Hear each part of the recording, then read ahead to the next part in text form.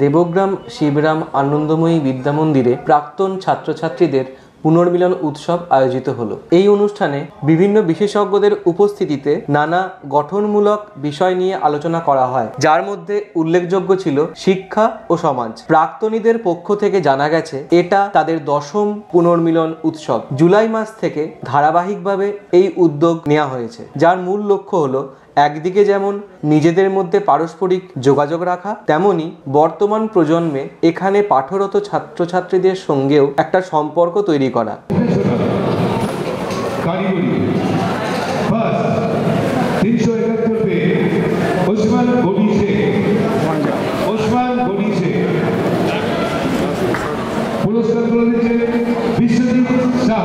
আমাদের প্রাক্তন প্রধান শিক্ষক স্বর্গীয় অজিত কুমার সাহা মহাশয়, জ্যেষ্ঠ পুত্র অভিজিৎ সাহা, সুব্রত মেডিকেলের মালিক হিসেবে ছিল। তোমরা অনেক এই পর্যন্ত ছেলেরা ছিল না, উনি একজন ভালো রেফারি ছিলেন এবং ক্লাব কর্মকর্তা ছিলেন। প্রোগ্রাম এবং তার পার্শ্ববর্তী এলাকার ছাত্রছাত্রীরা তারা এখানে শিক্ষা লাভ করুন। আর আপনাদের যারা এখানে আছেন অ্যালামনাই অ্যাসোসিয়েশনের প্রতিটি মেম্বার কত দূর থেকে সবাই এসেছেন। এই প্রসঙ্গে তারা জানিয়েছেন, আমরা আমাদের এই অনুষ্ঠানে বর্তমানে এই বিদ্যালয়ে পাঠরত সমস্ত ছাত্রছাত্রীদের সঙ্গে মিলিত হওয়ার সুযোগ পাইনি, কারণ অত বড় আয়োজন এখনই করা সম্ভব নয়। তবে আমরা বর্তমানে পাঠরত কিছু ছাত্রছাত্রীকে সঙ্গে নিয়ে আমাদের অনুষ্ঠানে তাদের সামিল করেছি। আমরা চাই শুধুমাত্র এই প্রাক্তনীদের একটি নির্দিষ্ট ব্যাচের মধ্যেই পুনর্মিলনের বিষয়টি যেন সীমাবদ্ধ না থাকে। প্রতিনিয়তই এখান থেকে ছেলেমেয়েরা পাঠ শেষ করে প্রাক্তন হচ্ছে, ফলে সেই সমস্ত প্রাক্তনীরাও যেন আগামী দিনে আমাদের এই উদ্যোগের ধারাবাহিকতাকে এগিয়ে নিয়ে চলেন। চিফ গেস্ট এবং গেস্ট অফ অনার এই দুই ব্যক্তিত্বকে তারপরে আমরা মূল অনুষ্ঠানে প্রবেশ করব। স্যার,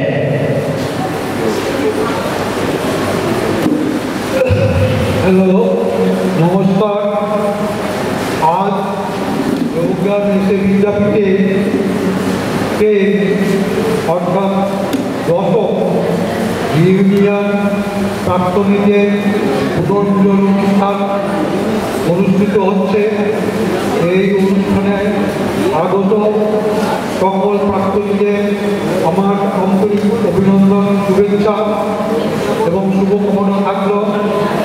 আগত বিশিষ্ট অতিথি দুজন প্রফেসর অজয় রায় এবং প্রফেসর অঞ্জন চক্রবর্তী, এই দুজনকে আমি আমার কৃতজ্ঞতা, শ্রদ্ধা এবং নমস্কার জানাচ্ছি। এবং এই মঞ্চে আসবার জন্য এই দুজনকে আমি আহ্বান জানাচ্ছি, দয়া করে আপনি চিফ গেস্ট প্রফেসর অজয় রায় মঞ্চে আসেন। মৃন্ময় কান্তি গুহ আমি আহ্বান করব তাকে স্বাগত ভাষণ দেওয়ার জন্য। সুস্বাগতম। আজকে এই 10ম প্রাক্তনী পুনর্মিলন উৎসব আমাদের অ্যালুমনি অ্যাসোসিয়েশনের পক্ষ থেকে।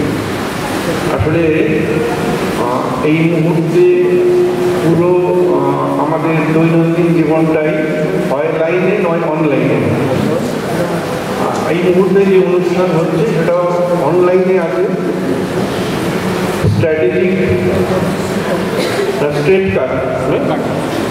স্ট্রেট কাট নিউজ চ্যানেল যারা ইউটিউবে আছে তারা এই অনুষ্ঠান সরাসরি সম্প্রচার করছে, হয়তো সেই কারণে অনেকেই হলের ভিতরে আসেনি।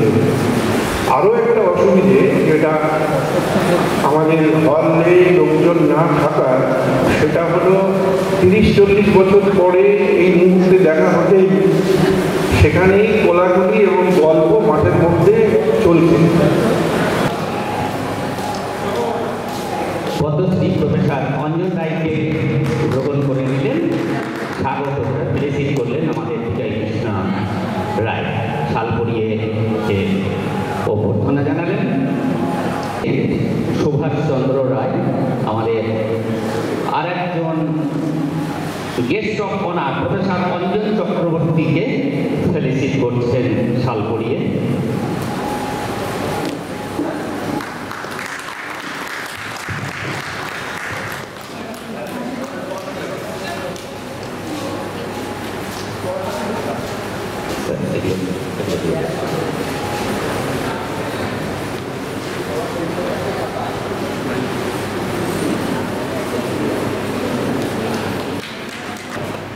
শুরু করি রামায়ণের গল্প। এবার রামায়ণ বললেই এখন আমাদের মুখ ভুরু মুচকে যায়, যাই হোক। তো রামায়ণে জবালি বলে একজন মানুষ ছিলেন, তার উল্লেখ ছিল। এবার জবালি রাজা দশরথের পরামর্শদাতা। জবালি আস্তিক না নাস্তিক? জবালি নাস্তিক, অর্থাৎ যিনি ধর্ম বিশ্বাস করেন না। তাহলে যে রামায়ণ আমাদের সবচেয়ে বড় ধর্মগ্রন্থ বলে আমরা বিশ্বাস করি এবং অবশ্যই করব, সেখানে একজন নাস্তিকের অবস্থান কেন রাখা হলো? প্রশ্ন এক। প্রশ্ন দুই, যে জবালিকে দশরথের পরামর্শদাতা এরকম একটা অত্যন্ত উচ্চাসনে রাখা হয়, যিনি নাস্তিক, এবং রাম আমরা জানি ধর্মের প্রতি, সুশাসনের প্রতি। এবার দুটো ঘটনা ঘটল, সেই দুটো ঘটনা পুনরাবৃত্তি করতে চাই। ঘটনা দুটো হলো যে রাম যখন বনবাসে গেলেন তখন জবালি গেলেন তাকে বোঝাতে, না ফিরে এসে। রাম শুনলেন। ঘটনাটা থেকে যদি আমরা ব্যাখ্যা করতে যাই, আমরা কি পাচ্ছি? আমরা পাচ্ছি যে রাম তার নিষ্ঠা, তার কর্তব্য, তার যে প্রতিজ্ঞা, সে সম্পর্কে বদ্ধপরিকর। জবালি ফিরে আসে। এবার রামের বনবাস শেষ হলো, 14 বছরে ফিরে আসলেন প্রজাদের দাবিতে। আবার বলছি, প্রজাদের দাবিতে রাম সীতাকে অগ্নি পরীক্ষায় নামতে বললেন। এবং সেই ঘটনাক্রম আমাদের সবার জানা। কিন্তু জবালি রামকে সর্বসমক্ষে মূর্খ বলে ঘোষণা করলেন। এতে ভীষণ রকম চিন্তায় পড়ে গেলেন সবাই, প্রজা সহ। যে রামকে মূর্খ বলা হচ্ছে, ওনাকে অনেক অনুনয় করা যে আপনি দয়া করে ওনাকে যে মূর্খ বলেছেন এটাকে ফিরিয়ে আনেন। উনি বলেন ঠিক আছে, এবং উনি সেটা উইথড্র করলেন, যদিও সমর্থন করলেন না। কেননা আমরা যারা নারী নিয়ে, নারীর বৈষম্য এবং নারীর সাম্য নিয়ে আলোচনা করি, সীতার এই ঘটনাটা ভয়ঙ্কর অসাম্যেরই পরিচয় বহন করে। যাই হোক, এবার তার আগে, এইটা উইথড্র করার আগে উনি কতগুলো কথা বললেন, যেটা আমাদের জন্য খুব জরুরি। বললেন যে বিভিন্ন আফটার আমাদের কোনো পরবর্তী পৃথিবী নেই। তারপরে বললেন যে there are no religious practices for attaining that and that the injunctions about the worship of God, sacrifice, gifts and payments have been laid down in the Shastras by clever people, just to rule over it. অর্থাৎ তিনি বললেন আমাদের পরজন্ম আছে কি নেই সে বিষয়ে কোনো নিশ্চয়তা নেই।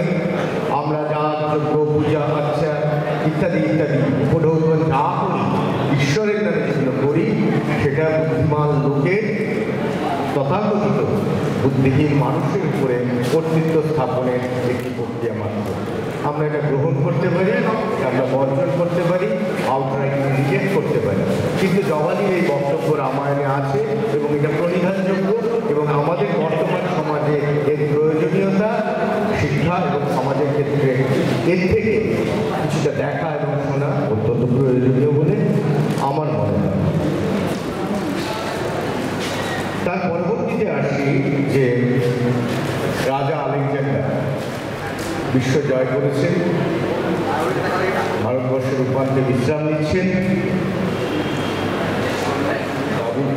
অনেক সাক্ষাৎ তাবু সৈন্যরা আছে, দেখেন কয়েকজন জৈন সাধু তারা নিজেদের মধ্যে কথাবার্তা বলছে এবং তারপরে গুরুত্ব দিচ্ছেন, অর্থাৎ বিশ্বজয়ী আলেকজান্ডারের দিকে তারা দৃষ্টিপাত করছেন। আলেকজান্ডার ক্রুদ্ধ হলেন, বলেন ওনাদের ডাক, ওনারা কারা যে আমাকে একটা সামান্যতম গুরুত্বও দিচ্ছে না, ওনারা কি জানেন না আমি কে? জৈন সাধুদের ডাকলেন, তাদের সঙ্গে কথাবার্তা শুরু হলো এবং তারা যে কথাটা বললেন সেটা অত্যন্ত গুরুত্বপূর্ণ। বলে, দেখো আলেকজান্ডার, তুমি কোনো বিনা কাজে পৃথিবীর এক প্রান্ত থেকে আরেক প্রান্তে ছুটে বেড়াচ্ছ, এক প্রান্ত থেকে আরেক প্রান্ত তুমি জয় করে বেড়াচ্ছ এবং এই কাজে কোনো গুরুত্ব দেওয়ার কোনো প্রয়োজন বোধ করছে না, কারণ তুমি শিগগিরই মারা যাবে এবং মারা যাওয়ার পর ঠিক ততটুকুনি জমি তোমার জন্য থাকবে যতটুকুনি তোমাকে কবর দেওয়ার জন্য কাজে লাগবে। ফলে বিনা কারণে তুমি তোমার এই শ্রম, তোমার এই চেষ্টা করে যাচ্ছ।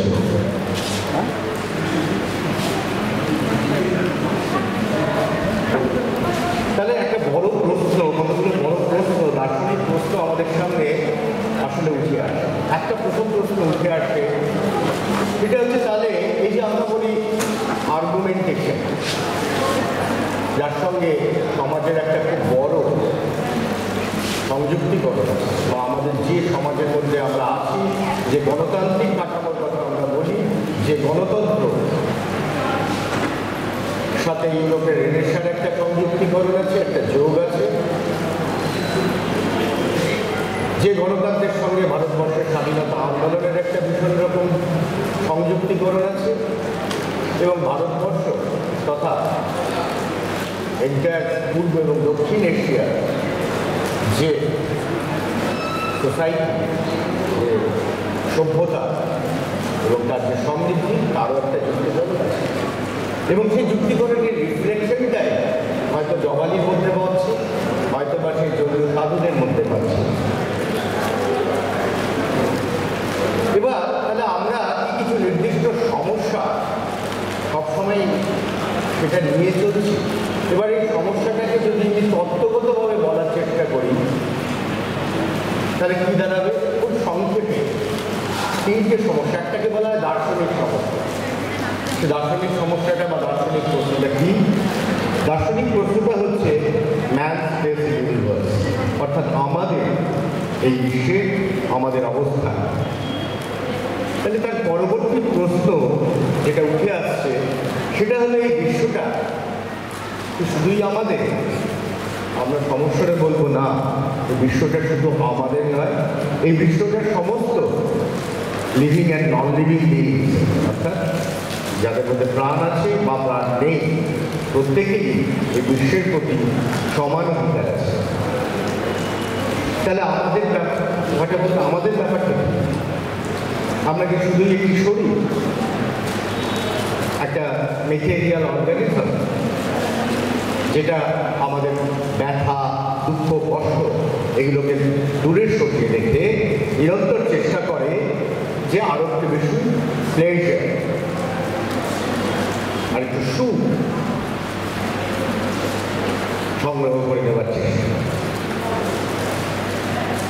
আমরা কি কতগুলো ওই অনুপরমাণু কালেকশন সংগ্রহ, সেটাকে একটা নির্দিষ্ট পর্যায়ক্রমে সাজানো, যেটা একটা নির্দিষ্ট সময় বাড়বে, সেটা ম্যাচুরিটি লাভ করবে এবং একদিন সেটা ধ্বংস হয়ে যাবে। আমরা কি তাই? আমরা কি ওই কিছু জিনগত মেটেরিয়াল যেটা আমরা ইনহেরিট করেছি সেটাকেই আমরা অতীত থেকে ক্যারি ফরওয়ার্ড করছি, আগে নিয়ে যাচ্ছি, মানে এগিয়ে নিয়ে যাচ্ছি? অথবা আমরা আমাদের এই যে পরিবেশ এবং প্রকৃতি, আমরা কি তার অংশ? এগুলো সবই দর্শনের প্রশ্ন এবং যে কোনো সমাজ, যে কোনো অবস্থায় যে কোনো সময়ে এই প্রশ্নগুলোরই উত্তর খুঁজে যায়, তার ফলেই আমাদের সামাজিক বিবর্তন বা সমাজের বিবর্তন, খুব অল্প সময়ে সমাজের বিবর্তনকে দেখতে গেলে মনে হয় কিছু বিবর্তন অত্যন্ত বিপদগামী, আবার কিছু বিবর্তন থেকে আমরা শিক্ষা নেওয়ার চেষ্টা করি। কিন্তু এই কনস্ট্যান্ট বিবর্তনটাই কিন্তু আমাদের রিয়ালিটি। আমি যদি ডারউইনের তত্ত্ব থেকে মূল ভাবনাটা নিই, সে মূল ভাবনাটা কি? সে মূল ভাবনাটা হচ্ছে যে সবসময় পরিবর্তনটাই রিয়ালিটি, বাস্তব। এবার হেগেল বলে একজন দার্শনিক বললেন যে দর্শনের কাজটা কি? দর্শনের কাজটা আমাদের যে অনুসন্ধিৎসা আছে সেই অনুসন্ধিৎসা দিয়ে রিয়ালিটিকে বা সত্যকে খুঁজে পায়, বা সত্যের যে খোঁজ হবে সেই খোঁজ থেকে তথ্য সংগ্রহ করে দার্শনিক ভাবনাকে শক্তিশালী। এটা হেগেলের দর্শন। এবার এইখানে কোথায় গণ্ডগোলটা আমরা করি, বা আমরা গণ্ডগোলটা আমরা যখন দেখছি যে একটা সময় ক্যাথলিক চার্চরা বলল যে পৃথিবী স্থির এবং সূর্য পৃথিবীর চারিদিকে ঘুরছে, আমরা সেটাকে বিশ্বাস করলাম, মান্যতা দিলাম, মানতে বাধ্য হলাম, কেননা it's a dictate of Catholic church. চার্চের কথা অমান্য করার অধিকার মানুষের ছিল না। আজকে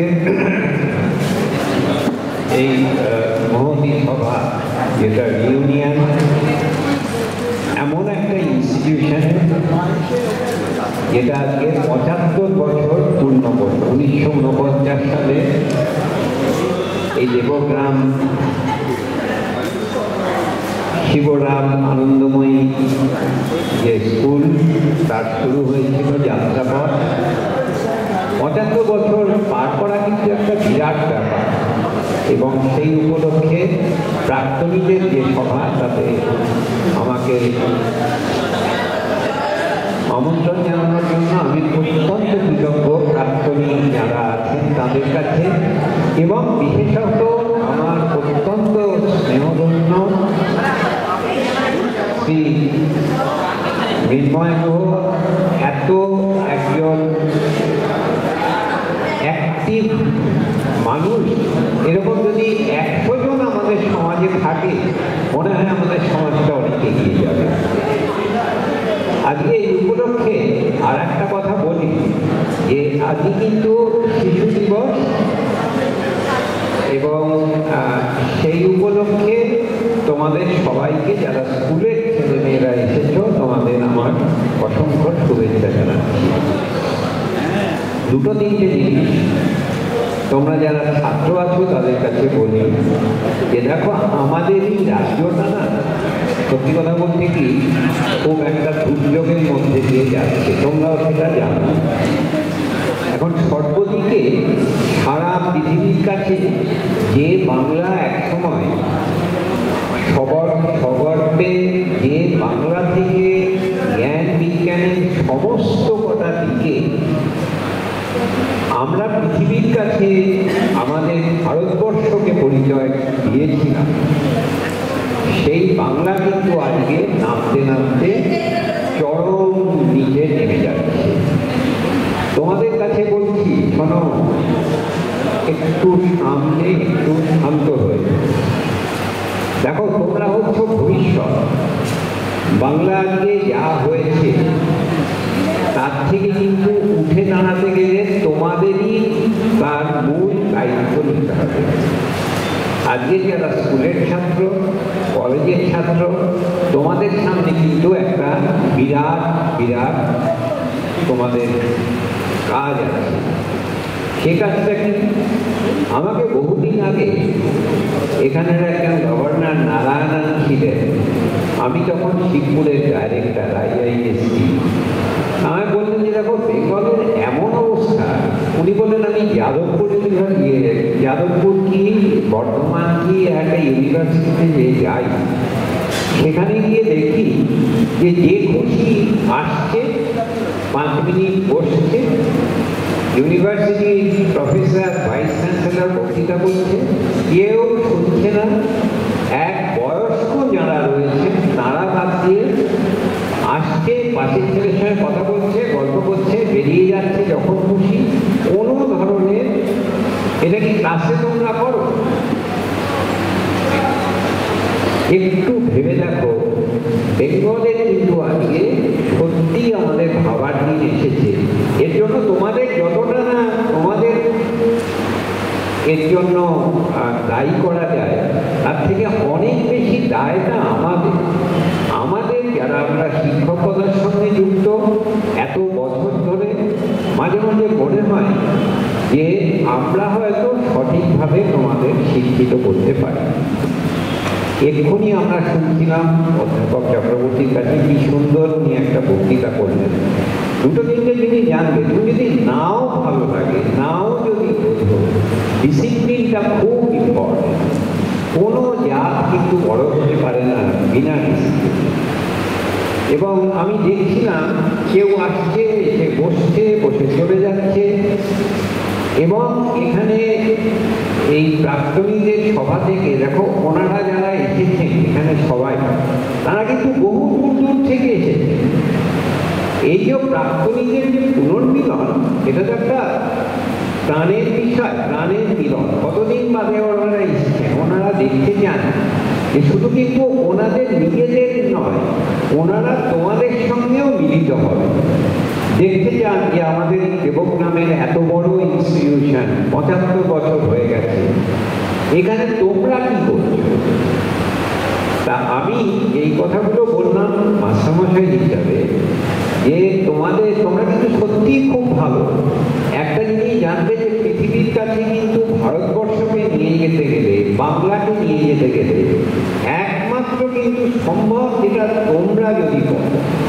এবং আমার দৃঢ় বিশ্বাস এখনো পর্যন্ত, আমি সব জায়গাতেই যেখানে যাই, ত্রিপুরে আমি যখন গেছিলাম ভীষণ চরম অরাজকতা থাকতো, সব ইউনিয়ন করতো ছেলেরা, ভীষণ রকম মারামারি, দুপক্ষ এইসব হতো। 1 বছরের মধ্যে সেখানে কিন্তু আমি প্রত্যেককে বললাম যে অন্য ইউনিভার্সিটিতে যেমন সবাই বলে ছাত্ররাই যত গণ্ডগোলে, আমি প্রত্যেককে বলতাম যে আমি গর্বিত আমাদের ছাত্রের জন্য। সেই জন্য তোমাদের আজকে দেখে কিন্তু আমার অবশ্যই মনে হচ্ছে যে তোমাদের নিয়ে গর্ব করার অনেক কিছু রয়েছে।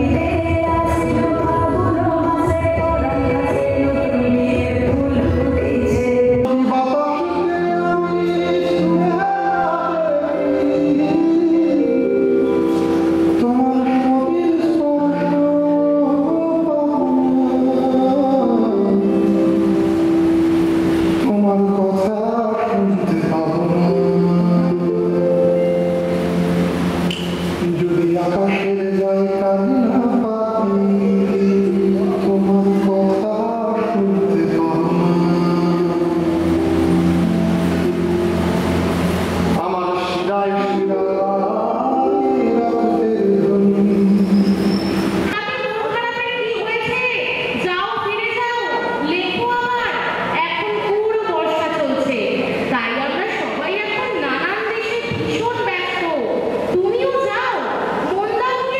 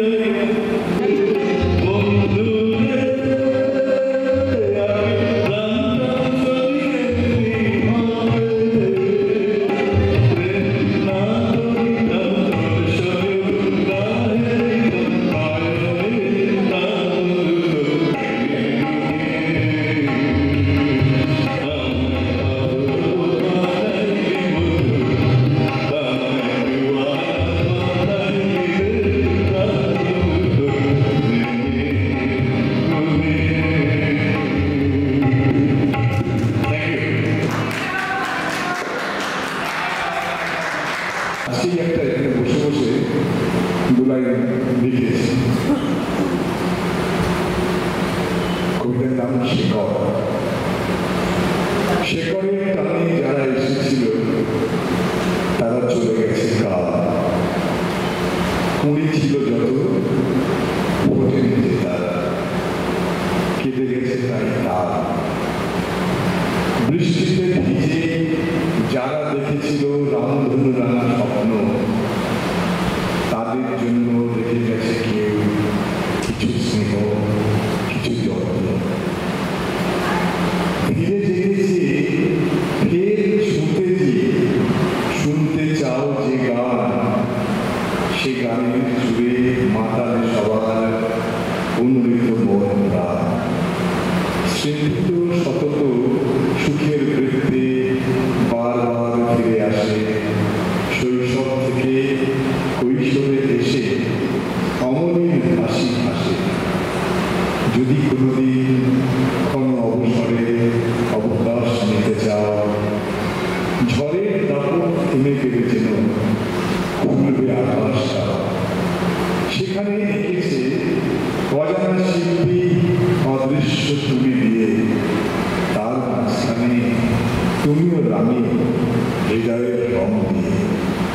বৃন্দে যে আছে ফুলের পাপড়ি, তার রং দেখে গায়ে রূপসী গায়ের কিশোর মনটা হাঁটছে যে পায়ে পায়ে। নমস্কার। ভরে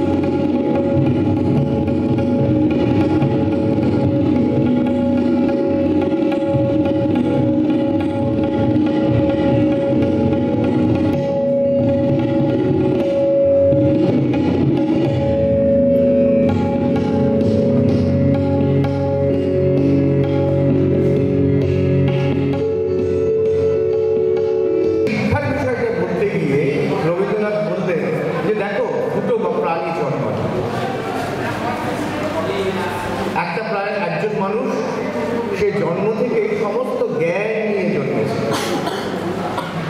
আর আরেকটি মানুষ সে অজ্ঞান হয়ে জন্মেছে। তাহলে যে অজ্ঞান হয়ে জন্মেছে তার জন্য শিক্ষার প্রয়োজন হবে, যে সম্পূর্ণ জ্ঞান নিয়ে জন্মেছে তার জন্য শিক্ষার প্রয়োজন হবে না। তো বললেন এটা তো হতে পারে না। তাহলে শিক্ষাটা কি? তাহলে শিক্ষাটা হলো ওই যে আমি বললাম যে সূর্য পৃথিবীর চারিদিকে ঘোরে না, পৃথিবী সূর্যের চারিদিকে ঘোরে। এইরকম বস্তুগুলো যখন আমাদের নিরন্তর আসতে থাকবে তখন আমরা জ্ঞান বিজ্ঞান থেকে আরম্ভ করে, সৃষ্টিশীল জগৎ থেকে আরম্ভ করে, সাহিত্য কলা থেকে আরম্ভ করে, অর্থনীতি সমাজনীতি থেকে আরম্ভ করে বিভিন্ন বিষয় থেকে বিষয়ান্তরে আমরা ছুটে যাব, এবং এই সমস্ত বিষয়গুলো আমাকে যে জায়গাটা দেবে সেটাই হচ্ছে শিক্ষা, রবীন্দ্রনাথের ভাষা। এবার এই শিক্ষা কি প্রাতিষ্ঠানিক, তাই শিক্ষা অপ্রাতিষ্ঠানিক? এটা বড় প্রশ্ন। আজকে যে স্কুল, যে শিক্ষায়তন দেবগ্রাম যেখানে দাঁড়িয়ে আছে, যার একটা অতীত ঐতিহ্য এবং ইতিহাস, অত্যন্ত স্বর্ণময় অতীত এবং আরও উজ্জ্বল ভবিষ্যৎ আছে, সেই রকম জায়গায় যদি এই শিক্ষা প্রতিষ্ঠানটা না থাকে তাহলে কি আমাদের শিক্ষা হবে না? শিক্ষার কোনো জায়গা নেই। তাই যদি হতো তাহলে মানব সভ্যতার সবচেয়ে বড় আবিষ্কার ছিল আগুন। দুটো পাথর ঢুকে আগুন আবিষ্কার হয়েছে। সেটা কি কোনো বিশ্ববিদ্যালয় হয়েছে? সেটা কি কোনো বিজ্ঞানের ল্যাবরেটরিতে হয়েছিল? সেটা কি কোনো বিশ্বের কোনো শ্রেষ্ঠ বিশ্ববিদ্যালয়ের বিজ্ঞানীরা করেছিলেন? না। আমাদের যারা গুহায় থাকতেন, যারা ফলমূল পেড়ে খেতেন, শিকার করে জীবন ধারণ করতেন, যা রোজগার করতেন, যা নিয়ে আসতেন সংগ্রহ করে, সেটা সবার মধ্যে সমানভাবে ভাগ করে যে আমাদের আদিম সভ্যতা বাঁচত, অত্যন্ত উন্নত আদিম সভ্যতা, সেই আদিম সভ্যতা আবিষ্কার। ঠিক একইভাবে ওই আদিম সভ্যতার কিছু মহিলা তারা নদীর ধারে কতগুলো শস্য ছড়িয়ে দিল, দেখলো যে সেগুলো থেকে চারা বেরোলো, তাতে ফসল হলো এবং ঝরে পড়লো, প্রাকৃতিক নিয়ম এবং কৃষির আবিষ্কার হলো। তাহলে এই যে আগুনের আবিষ্কার, কৃষির আবিষ্কার, এইটা সমাজ ব্যবস্থাকে চেঞ্জ করে দিল, মানুষের সাথে সম্পর্কের পরিবর্তন করে দিল। তাহলে এই যে শিক্ষাটা, এই শিক্ষাটা কি প্রাতিষ্ঠানিক শিক্ষা? কখনোই নয়। কিন্তু এটা কি শিক্ষা নয়, এটা কি জ্ঞান নয়? এরকম যদি আমি দেখতে চাই, আজকে যে প্যাটার্নটি দিয়ে দেওয়া হলো, আমাদেরকে দেওয়া হলো, এবং এখানকার সূত্রধররা তৈরি করে,